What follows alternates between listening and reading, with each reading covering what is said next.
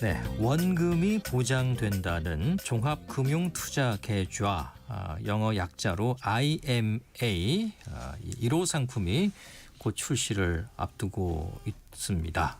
약간 좀 생소하게 느껴지는 IMA라는 게 무엇이고 또 다른 금융상품들과는 어떤 차이가 있는 건지 경제를 쉽게 풀어주는 한밤의 경제친구 고란지교에서 자세히 알아보겠습니다. 고란 경제전문기자 나오셨습니다. 안녕하십니까? 네, 안녕하세요. 네, IMA.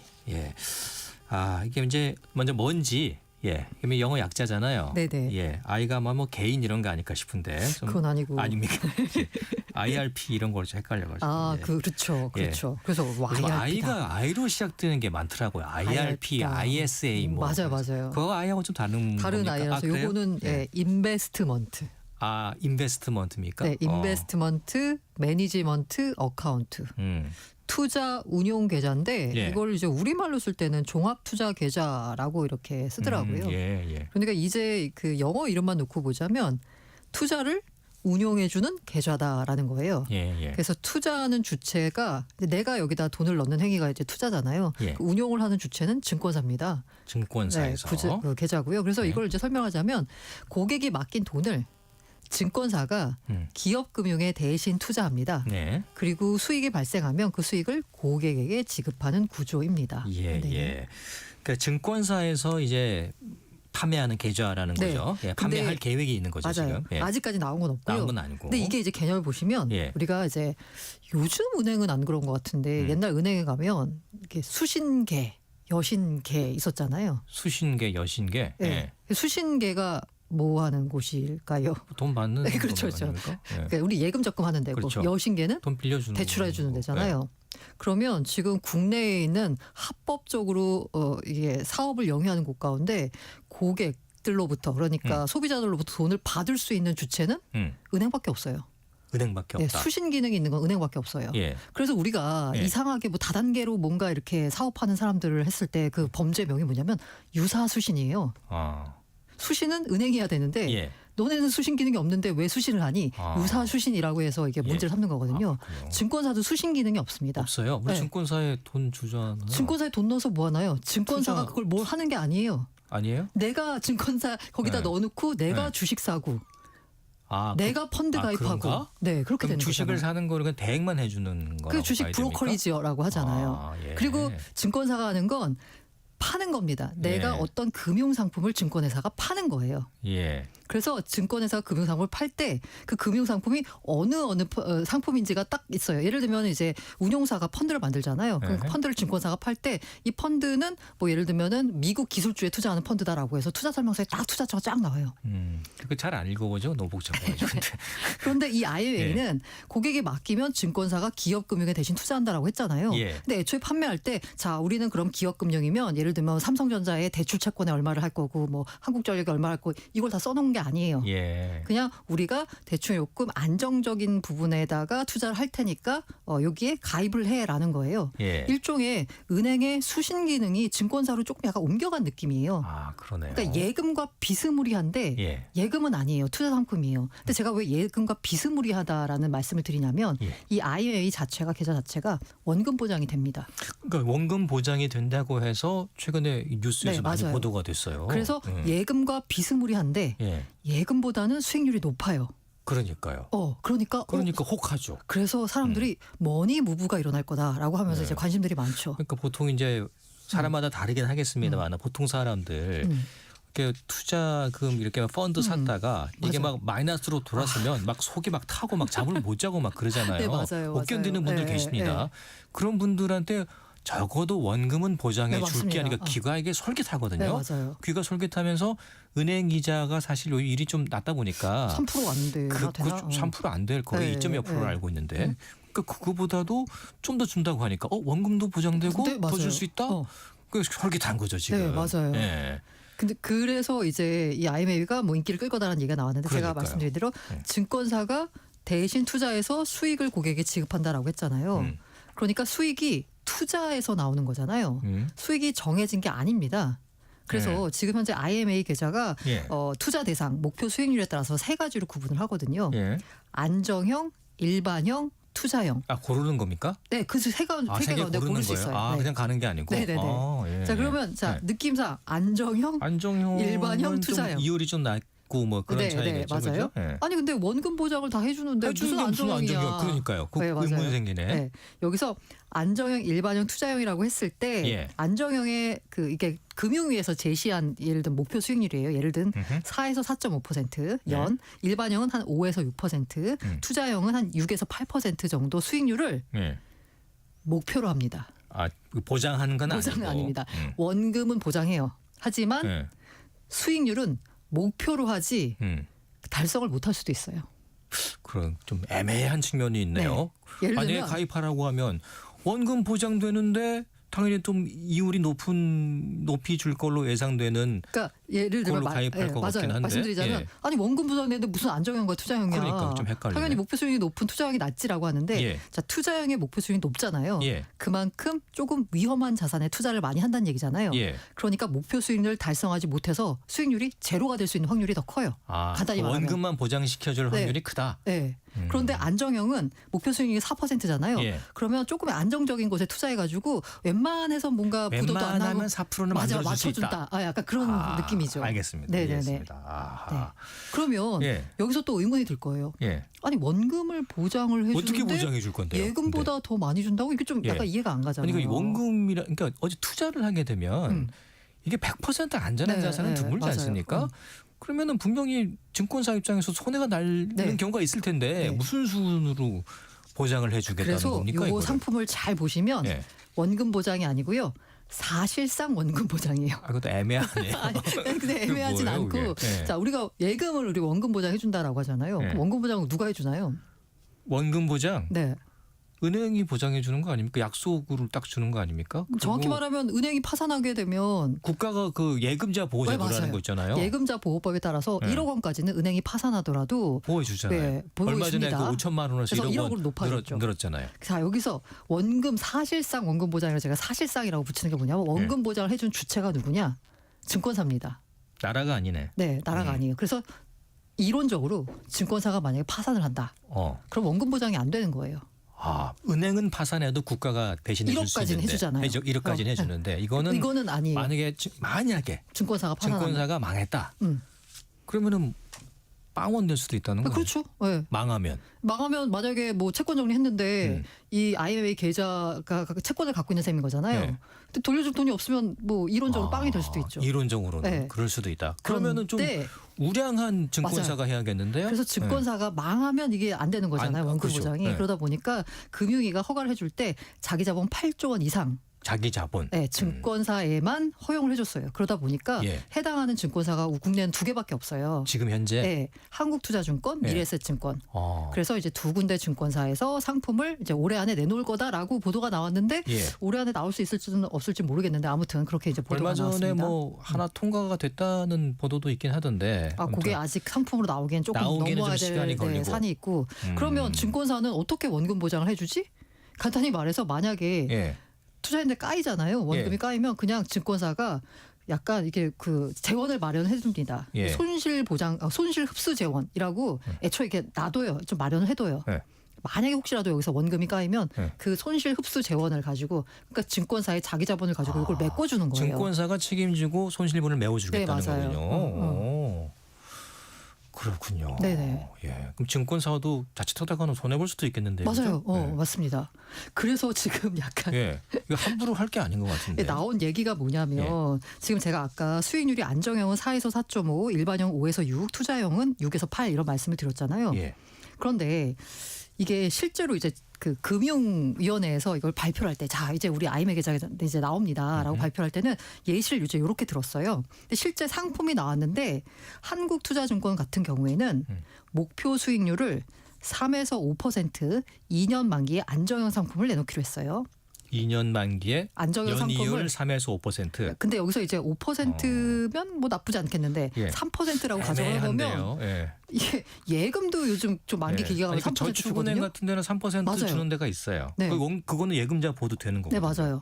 이게 뭐냐면 그래서 이제 미래에셋 같은 경우는 목표 수익률 4에서 6% 3년 만기에 중수익 상품을 내놓기로 했는데 여기서 제시한 목표 수익률이 다 금융당국에서 애초에 이 IMA 상품을 내놓겠습니다라고 했을 때 제시했던 수익률보다 낮아요. 그 이유가 뭐냐면 예. 이 증권사들이 실제로 투자하려고 봤더니 야 이거 원금을 이제 지켜야 되는 거잖아요. 근데 원금을 못 지킬 수도 있겠구나. 손실을 안 보면서 투자할 대상을 고르다 보니까 굉장히 안정적인 거, 뭐 채권이나 뭐 이런 거. 금융위가 제시한 수익률을 맞추기가 쉽지가 않은 거예요. 예. 이제 목표 수익률이 왜 낮아졌냐를 보자면 사실 요 IMA 계좌가 나온 배경에는 이 투자자, 소비자들한테는 예금보다는 조금 이율이 높은 수익을 추구하는데 원금이 보장되는 좀 새로운 투자 상품을 좀 제시를 해주자. 그 자산 형성에 도움을 주자라는 측면이 있지만 사실 정부 입장에서는 이른바 모험 자본에 대한 투자를 좀 늘렸으면 좋겠다. 이른바 이제 이번 정부에서 강조하는 게 생산적 금융이잖아요. 이 뭔가 돈이 자꾸 쓸데없는 부동산 같은 데 가지 말고 우리 기업을 키우는 그 미천이 됐으면 하는 바람이잖아요. 그 돈을 이쪽으로 좀 끌고 오는 그 통로가 IMA 계좌가 되는 거예요. 그러면서 그 IMA 자금 중에 의무적으로 2026년에는 10%, 27년에는 20%, 28년에는 25%를 의무적으로 중소, 중견, 벤처기업 등 모험 자본 분야에 투자해야 됩니다. 그래요. 네. 네. 자, 그런데 여기서 모험 자본은 약간 이게 IMA에 투자하는 그 대상의 성격을 보자면 두 개가 있어요. 하나는 그냥 일반 기업 금융이 있습니다. 요거는 그냥 뭐 대기업 대출 채권 이런 것까지 다 포함하는 거예요. 상대적으로 안정적이죠. 그 모험 자본은 뭐냐라고 보면 앞서 말씀드린 대로 중소, 중견, 벤처기업에 투자하는 거예요. 그건 리스크가 좀 크잖아요. 이름만 딱 들어도 리스크가 좀 클 것 같죠. 그건 한번 잘못되면 다 날아갈 수도 있는 거잖아요. 이러다 보니까 이제 그 정부 입장에서는 이렇게 좀 자본시장에서 좀 소외된 곳들한테 자금이 좀 흘러갔으면 좋겠는데 이걸 이제 투자하는 증권사 입장에서는 괜히 이런 모험 자본에 투자했다가 손실을 볼 수도 있잖아요. 자기네들이 감당해야 되니까. 네, 그러다 보니까 이런 이제 중소 중견 벤처기업 어쨌든 의무적으로 투자를 해야 돼요. 그럼 그 중소 그 중견 벤처기업 가운데 가장 견실한 기업에다가 투자를 해야지 자기들이 손실을 안 볼 거 아니에요. 그렇죠. 옥석을 가려야죠. 네. 그러면 이게 국내에서 가장 견실한 기업이 얼마 안 돼요. 몇 개 안 돼요. 그러다 보니까 여기에는 서로 이제 투자를 하겠다 그러고 이제 좀 약간 조금 그런 데는 서로 투자가 안 들어가고 여기에 이제 투자하는데 자기의 투자할 수 있는 그 분량은 정해져 있다 보니까 목표 수익률은 아까 말씀드린 대로 좀 낮아질 수밖에 없는 거고 예를 들면은 만약에 투자할 곳이 굉장히 많아서 벤처기업인데 투자를 받을 때 이 벤처기업 쪽에서 뭐 약간 뭐 수익률을 조금 더 높이줄 수도 있는 거잖아요. 증권사 쪽한테. 그런데 되게 견실한 그 벤처기업인데 여기밖에 없어. 그러면 여기저기서 막 투자하겠다고 올 거 아니에요. 그럼 이 벤처기업 입장에서는 금리를 그렇게 높이줄 필요가 없는 거예요. 그렇죠. 네. 그러다 보니까 증권사들이 제시하는 실제 목표 수익률을 보니까 금융당국이 제시한 목표 수익률보다 낮다. 네, 요런. 네, 지금 현상이 벌어지고 있습니다. 그러다 보니까 이게 아까 한투증권 같은 경우에는 안정형을 이제 만든다 보니까 이 하단이 목표 수익률 하단이 3%예요. 말씀하신 대로 저축은행 같은 데 가면은 게다가 1억 원까지 예금자 보호 되잖아요. 네. 국가가 보장해 주는 맞아요. 거니까. 근데 아까 제가 말씀드린 게 목표 수익률이라고 했잖아요. 안정형인데 목표 수익률이 안정형이라고 해서 100% 달성한다는 그러니까 100% 달성 가능성이 없어요. 그러니까 3%를 비교적 낮은 목표 수익률 제시했지만 요거마저도 달성을 못할 수 있습니다. 그런데 저축은행 가면 3% 약속된 수익을 주잖아요. 게다가 1억 원까지는 저축은행이 망해도 그건 국가에 주는 거니까 이자까지 포함해서. 이게 그러면 진짜 의미가 있냐라는 얘기가 지금 나오고 있는 거예요. 기대에 조금 못 미칠 수도 있다. 네. 그래서 좀 출시가 늦어지는 측면도 있습니까? 사실 출시가 늦어지는 거는 세금 문제가 있습니다. 세금. 이게 뭐냐면 IMA라고 여기서 이제 아까 이 IMA가 어떻게 보자면 새로운 유형의 금융상품이잖아요. 그렇죠. 그러면 여기 금융상품에서 나온 소득을 배당 소득으로 해야 되냐 이자 소득으로 해야 되냐. 그리고 이게 IMA 계좌에 아까 기업금이 투자한다라고 했을 때 증권사가 이 기업에 대해 주식에 투자할 수도 있는 거잖아요. 그럼 우리가 주식에 투자했을 때 주식 양도 차익은 세금 안 내잖아요. 그렇죠. 그런데 이게 펀드 형태가 되면은 세금을 내야 되는 상황이 벌어질 수 있는 거죠. 그렇죠. 지금 주식형 펀드는 그 양도 차익에 대해서 세금을 안 내게 돼 있는데 여기는 IMA 계좌는 여기에 펀드도 들어가 있을 수 있고 그냥 아까 말씀 대출 채권이 들어갈 수 있고 되게 다양한 게 섞여 있거든요. 그럼 여기서 나오는 소득을 이걸 뭘로 봐야 되느냐가 정해지지 않은 거예요. 아, 세금 문제. 네. 예. 그래서 요거를 이제 내년에 예. 내년 초까지 기재부가 IMA에서 발생한 이익을 배당 소득 범위에 포함하는 내용의 소득세법 시행령 개정을 추진하기로 했습니다. 법을 바꿔야 되는 네, 거군요. 법을 바꿔야 되는 개정해야 되는 거예요. 그냥 할 수는 없는 네, 거고. 그러니까 요거 법 그 개정 과정을 거치다 보니까 예. 아마 올해 나오긴 좀 힘들 것 같다라는 거고 아하. 왜 법 개정 과정을 거쳐야 되냐면 아까 제가 투자 설명서라고 이걸 하면 안 읽는다라고 하셨지만 거기 다 써 있어야 되는데 예. 지금 아직 이게 무슨 소득인지도 정의가 안 된 상황에서 상품을 팔면 불안전 판매가 됩니다. 아, 그렇군요. 네, 투자 설명서에는 예를 들면 이걸 배당 소득, 뭐 이자 소득이라고 했는데 갑자기 이게 뭐 배당 소득이 된다거나 아니면 세금을 어떻게 물리나가 이렇게 뭐 규정이 되는데 이게 달라질 수 있는 거잖아요. 예. 어쨌든 좀 애매한 부분이 있어서 아하. 지금 요거는 이제 법을 바꿔야 되는 문제라서 시간이 걸리고요. 아하. 또 이것도 또 문제예요. 이게 또 뭐냐면 예. 이게 그 IMA 같은 계좌 같은 경우에는 아까 한 2년 또 길게는 한 7년까지 이렇게 투자하는 그런 상품이거든요. 예. 그러다 보니까 예를 들어서 3년이라고 이제 가정을 해볼게요. 3년이라고 가정하면 여기서 이제 수익이 나오면 3년인데 예를 들어서 5% 수익이 난다. 연 5%예요. 3년 수익이 그 쌓이면 만기가 되면은 그러니까 15% 이익을 돌려주는 거잖아요. 네. 그럼 만약에 1억을 투자했어요. 야외 계좌에 1억을 넣었어요. 그럼 3년 뒤에 1,500만 원을 받게 되잖아요. 예. 근데 여기 1억 원을 IMA 계좌에 넣은 사람이 다른 여러 뭐 펀드나 아니면 예금에 넣어가지고 또 이자 소득이 있어, 배당 소득이 있어요. 예. 근데 여기 1,500이 나왔잖아요. 음. 그러면 1년, 2년째는 상관이 없는데 만기가 된 3년째에 보면 원래 있었던 금융소득에다가 갑자기 1,500만 원이 얹어지는 거잖아요. 그러면 2천만 원을 초과할 확률이 굉장히 커지죠. 커지네요. 예. 2천만 원 넘어서면 문제가 뭐예요? 종합소득세인가 맞아요. 걸리잖아요. 종합소득 과세 대상이 예. 되면서 내가 원래 갖고 있는 예를 들면 근로소득과 합쳐지면서 예. 근데 근로소득이 예를 들어서 뭐 1억이다. 그러면 여기 갑자기 합쳐지게 되면서 세율이 껑충 뛰게 됩니다. 그렇죠. 그러다 보니까 세금 폭탄 맞는 거 아니야? 음흠. 라는 얘기까지 나오는 거예요. 그러네요. 그러다 보니까 증권사에서는 부랴부랴 야 그러면 이거를 만기에 이익을 한 번에 주는 게 아니라 연 단위로 이제 배당하는 방법을 좀 해보자라고 1년 하는데 단위로 해서. 근데 이게 또 애매한 게 뭐냐면 투자 성과가 연 단위로 나와서 연 단위로 배당을 하는 게 아니에요. 그냥 그렇게 투자 성과가 나올 걸로 예상을 하고 연 단위로 배당을 하는 거거든요. 그럼 예. 이게 미스매치가 또 될 수도 있는 거잖아요. 이게 또 안 맞아가지고 또 설계를 또 이게 잘해야 되는 또 이런 문제도 있고 해가지고 이게 실제로 IMA 계좌가 시장에서 금융당국에서 얘기가 나온 거는 8년 전에 얘기가 나왔다고 해요. 이게 좀 오래됐다면서 나온지는. 그러다가 예. 이제야 이제 첫 번째 상품이 나오게 됐는데 나오게 됐는데. 막상 상품을 내놓는 단계가 되니까 여러 가지 현실적인 문제가 있다. 아하. 마냥 반기고 좋아하기에는 약간 현실적인 문제가 있다라는 말씀드리고 싶습니다. 예. 기대를 좀 많이 갖고 네. 이 상품이 언제쯤 나올래나 하고 기다렸던 분들도 계신데 말씀 좀 들어보니까 약간의 현실적인 조건 어려움이 좀 있습니다. 있고 세금 네네네. 문제라든가 이런 것들을 좀 교통 정리를 해줘야지 네네. 제대로 된 상품이 좀 나올 것 같습니다. 지금 뭐 투자하는 입장에서는 어찌됐든 그 원금이 보장된다는 네네. 거에 굉장히 이제 혹하시는 네, 분들이 맞아요, 많이 맞아요. 계시거든요. 그래서요. 예. 근데 뭐 웬만해서 뭐 망하겠어요. 원금 보장 될 건데 예, 이제 뭐 문제는 증권사가 망할 확률은 굉장히 네. 극소수 적죠. 예. 근데 금융당국이 제시했던 것만큼 그렇게 고수익일 거냐는 고수익에 조금 대한 기대는 조금 접는 게 좋을 것 같아요. 그럴 네. 것 같다. 예. 네네. 근데 이런 원금이 보장되는 상품이 자체가 없어요. 기존에는 어떻습니까? 좀 뭐 없어요. 투자 상품 원금 보장되지 않습니다. 없어요? 투자 네. 상품 중에서는 하나도 없습니까? 투자 자체 행위 자체가 예. 원금 손실 위험을 투자자가 감수해야 되는 거잖아요. 그런데 이거는 투자 상품인데 원금을 누가 보장해 주나요? 그거 투자를 중개하는 투자를 행위를 하는 증권사가 이제 만약에 손실 나면 자기 돈을 이제 넣어가지고 손실 보전해 주는 거니까 예. 기존에 없었던 되게 혁신적인 상품이다라고 해서 관심을 많이 끌었는데 예. 조금 약간 여러 가지 어려움이 있다. 알겠습니다. 예. 근데 투자사에서 판매되는 상품 중에 요즘 뭐 그 RP라든가 네네. 또 기업 어음이라는 게 있지 않습니까? 네네.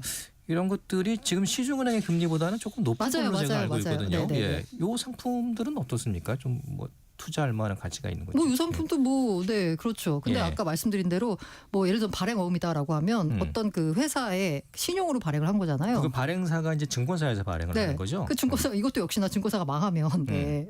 그럼 이제 휴지가 될 수도 네. 있는 원금 보장은 되지 않는. 맞아요. 그렇죠. 그 예를 들면 예.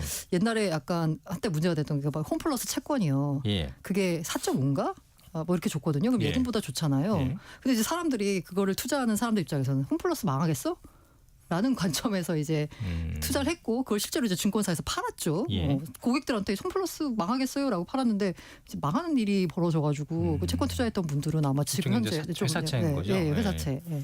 그러니까 이거는 이제 증권사에서 파는 일종의 어음이고 그러니까 발행어음인데. 발행어음이고 예. 요거는 증권사에서 판매하는데 이거는 뭐 어음 발행 증권사 신용으로 뭔가 어음을 발행하는 게 아니라 예. 자기들이 돈을 받아가지고 거기다 그냥 다양한 기업 금융 상품을 그 안에 넣고 운용을 하는 거죠. 아무튼 매니지먼트를. 시중은행 금리보다는 조금 더 좀더 높긴 주죠. 하더라고요. 네, 물론 네. 그것도 증권사가 만약에라도 망하게 되면은 네. 그거는 이제 원금 보장 안 되고. 원금 보장이 안 될 네네. 수도 있다. 근데 아주 확률적으로는 맞아요. 낮죠. 예. 그래서 자기 자본 8조 원 이상만 허가를 해준 거고. 그거 다 하는 게 아니고. 네네. 지금 현재는. 예.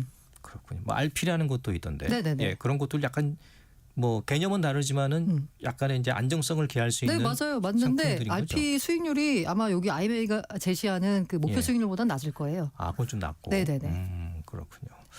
아무튼 이 좀 투자라는 게 쉽지는 않은 것 같습니다. 예, 그냥 뭐 이런 펀드나 또 주식을 직접적으로 이제 사는 행위도 있습니다만은 굉장히 좀 못 견디는 분들이 계시기 때문에 그런 분들한테 진짜 맞는 상품이에요. 사실 저도 좀 네. 그런 편이어서 예. 다만 요거 아까 제가 만기가 정해져 있다라고 했잖아요. 예. 중간에 해지하면 약간 불이익을 감수해야 될 수도 있다는 부분. 만기가 좀 긴 뭐 거네요. 2년짜리도 있고 3년짜리도 있고 7년짜리도 있고 다양한 상품이 나올 겁니다. 예, 알겠습니다.